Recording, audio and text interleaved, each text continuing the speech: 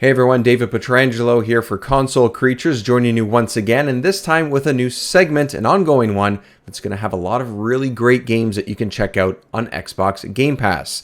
These are going to be hidden gems and indie darlings. Game Pass itself is going to be a lot of opportunity to play games that I've missed in the past, a lot of indie games, and even first-party games and larger games that I just haven't been able to because the pile of shame, let's be honest, just keeps growing and growing for pretty much all of us. So I thought this time I would actually start with a retro game, a game that was a little bit of a cult classic. It's actually a first-party Microsoft game, and it might be one that you might have forgot about. It's called Crimson Skies, and it turns 18 years old in October. Now, it's a game that I remember playing and picked up years after it came out. I think they called them Platinum Hits on Xbox, and I played it on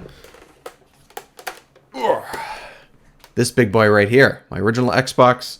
Sitting on my shoulder, Crimson Skies. It's on Game Pass. I checked it out, and it's my first hidden gem. Steady, Nathan. Steady now. No sudden movements. Steady.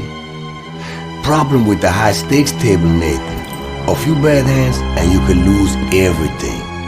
Your zeppelin, your money, your plane. Now, the full title here is Crimson Skies High Road to Revenge. It starts just as you see here. You're Nathan, you wake up in bed with a female counterpart, I guess you could say, and someone steals your plane because you are in debt and you lost a lot of money while gambling the night before. And then the story just kind of goes from there, and honestly, while I haven't finished the game, I have played about 6 to 7 hours of it. The story just kind of is silly and doesn't evolve too much from there, but, you know, there's some factions and other kind of enemies that you run into. Now, let's talk about gameplay, the real reason why Crimson Skies shines and why this sequel was a platinum hit, and for the most part, I guess, forgotten, because it has been a game that I've seen online talked about a decent amount in the last few years, now that it's 18 years old, that it could really use a remake or a sequel with modern controls and technology, because really that's the only thing that's setting it back. I mean, the graphics don't really bother me, but the gameplay is really what needs to be updated, but also doesn't feel super outdated as well, which is sort of a funny thing to say.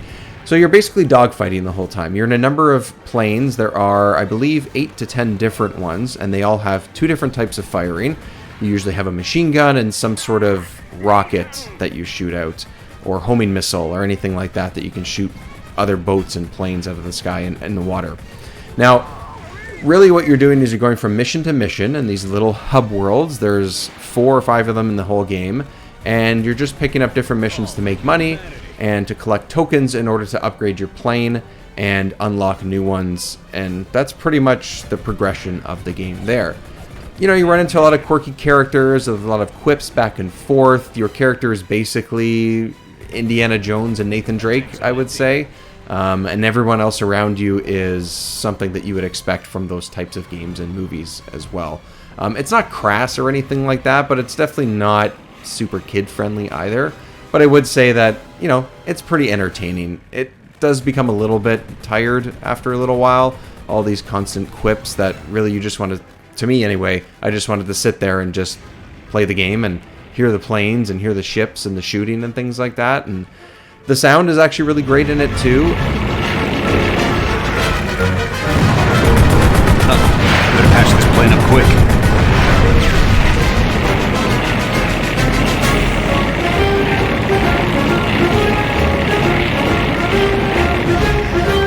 I was playing with decent headphones, and you know, there's spatial sound around it. There's a plane to the left or right of you. You can tell just by the audio as well. It's just stereo, but it still works really, really well.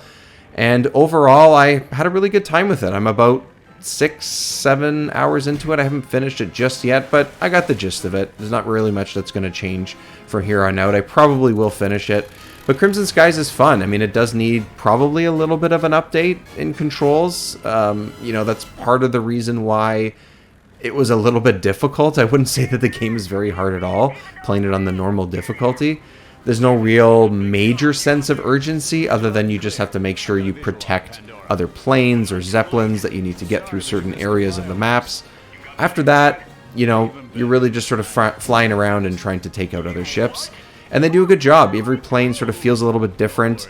They have different stats, and they do fly a little bit differently. And it's sort of like getting into a car in a racing game. You do have some variety there, and you will find your favorites, which is cool as well.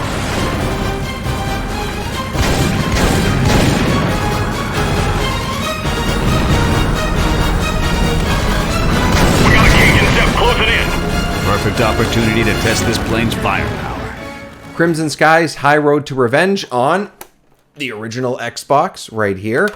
Now, this is a first-party game and is only available for the Microsoft platforms at the moment, including Game Pass, but I will be going through a number of games in this series that you can find on a whole other bunch of platforms, such as Nintendo, PlayStation, and of course PC. But for now, Crimson Skies High Road to Revenge, highly recommended if you want to check out a game that is nearly 20 years old and still holds up pretty well to this day.